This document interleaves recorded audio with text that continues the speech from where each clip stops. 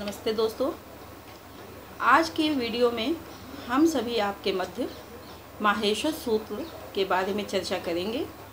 पिछले वीडियो में मैंने आप लोगों से बताया था कि माहेश्वर सूत्रों की रचना माहेश्वर अर्थात भगवान शंकर जी के द्वारा की गई थी। माहेश्वर सूत्र को ही संस्कृत व्याकरण का आधार माना जाता है। पाणिनि ने अपने पूरे व्याकरण शास्त्र को इन्हीं माहेश्वर सूत्रों पर आधारित किया है। व्याकरण के जितने भी ग्रंथ हुए हैं या ये फिर कहा जाए कि 400 सूत्रों में ही व्याकरण शास्त्र की रचना कर दी गई थी। कहते हैं कि अब इसकी उत्पत्ति कैसे हुई, तो उत्पत्ति के लिए भगवान शंकर जी ने जब नृत्य किया था तो 14 बार डमरू बजाया था और उसी डमरू के आधार पर माहेश्वर सूत्रों की रचना महर्षि पाणिनि द्वारा की गई थी। कहते हैं नृत्यावसाने नटराजो ननाद ढक्काम नव पंचवारम उद्धर्तु कामः सनकादि सिद्धान एतत् विमर्शे शिव सूत्र जातम। अर्थात तांडव की समाप्ति पर नटराज अर्थात भगवान शंकर ने सनकादिक ऋषियों के सिद्धि और कामना की पूर्ति के लिए 9 पंच अर्थात 14 बार डमरू बजाया और ये 14 शिव सूत्रों का ये जाल ही बनकर के प्रकट हो गया। यही माहेश्वर सूत्र महर्षि पाणिनि ने देवाधिदेव शिव के आशीर्वाद से प्राप्त किया और संस्कृत व्याकरण का इसको आधार बनाया। बच्चों, आपकी जानकारी के लिए बता दें कि इन्हीं माहेश्वर सूत्रों से संस्कृत में जितने भी प्रत्याहार बने हैं या संस्कृत व्याकरण का जो भी महत्व है वे इन्हीं पर आधारित है। इसलिए आपको इनको याद करना एवं समझना अति अनिवार्य है। यदि आप संस्कृत पढ़ने के इच्छुक हैं या संस्कृत से संबंध रखना चाहते हैं तो आपको इन माहेश्वर सूत्रों से संबंध रखना अति आवश्यक होगा। पहले मैं मौखिक रूप से आपको माहेश्वर सूत्र बता देती हूँ और इसके बाद बच्चों ये 14 माहेश्वर सूत्र इस प्रकार हैं। आ ई उ ल मैं लिख रही हूँ और आप इसको थोड़ा देखने का प्रयास करें। पहला माहेश्वर सूत्र है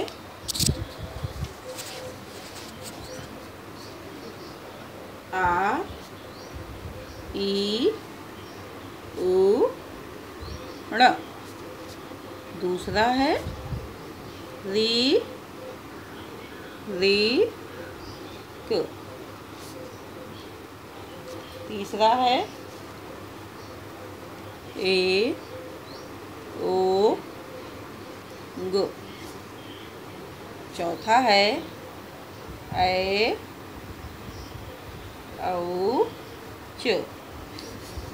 पांचवा है व र ट। छठवां है लण। सातवां है ई मंग ग नम। आठवां है झ भ ई। नौवां है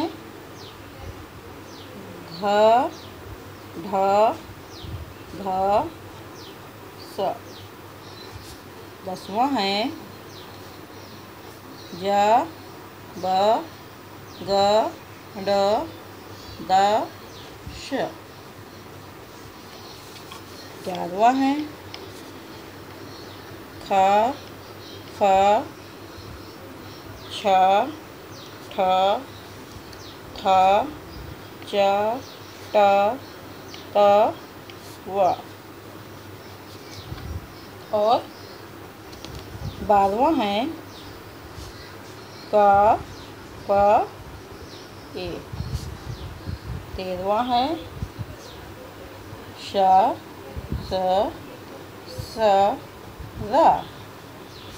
और 14वां है ला। इस प्रकार आप ये देखेंगे कि पहले सूत्र से लेकर के 5वें सूत्र तक जितने भी वर्ण हैं वे सारे स्वर हैं।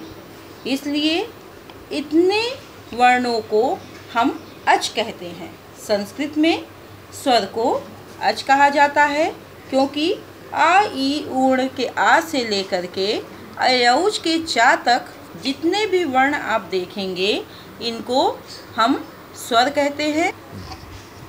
इस प्रकार आप देखेंगे कि सूत्र संख्या 1 से लेकर के सूत्र संख्या 4 तक जितने भी वर्ण हैं वे सभी स्वर हैं और संस्कृत में इसी आधार पर इनको अच कहा जाता है। अब आप देखेंगे सूत्र संख्या 5 से लेकर के सूत्र संख्या 14 तक जितने भी वर्ण हैं वे सभी व्यंजन हैं और इसीलिए सूत्र संख्या 5 के हा से लेकर के सूत्र संख्या 14 के ला तक जितने भी अक्षर दिख रहे हैं इनको हम व्यंजन कहते हैं और व्यंजन को इसी आधार पे हल कहा जाता है। बच्चों, अगली वीडियो में मैं आपको बताऊंगी कि स्वर और हल कौन कौन से हैं एवं कितने प्रकार के होते हैं, स्वर किसे कहते हैं और हल किसे कहते हैं। आशा करते हैं यह वीडियो आपको समझ में आया होगा और आपके ज्ञानवर्धन में सहायक होगा। मैं डॉक्टर वंदना मिश्रा, प्रवक्ता संस्कृत, राजकीय बालिका इंटर कॉलेज कटरा प्रयागराज, और यह वीडियो आप सभी के लिए हर कक्षा के लिए उपयोगी है। विशेषतः यह वीडियो जब से संस्कृत कक्षा का आरंभ होता है या संस्कृत विषय को आप अपनी कक्षा में पढ़ना प्रारंभ करते हैं, उस विषय की प्रारंभ अवस्था में ही इसका अध्ययन करना अति आवश्यक है। धन्यवाद।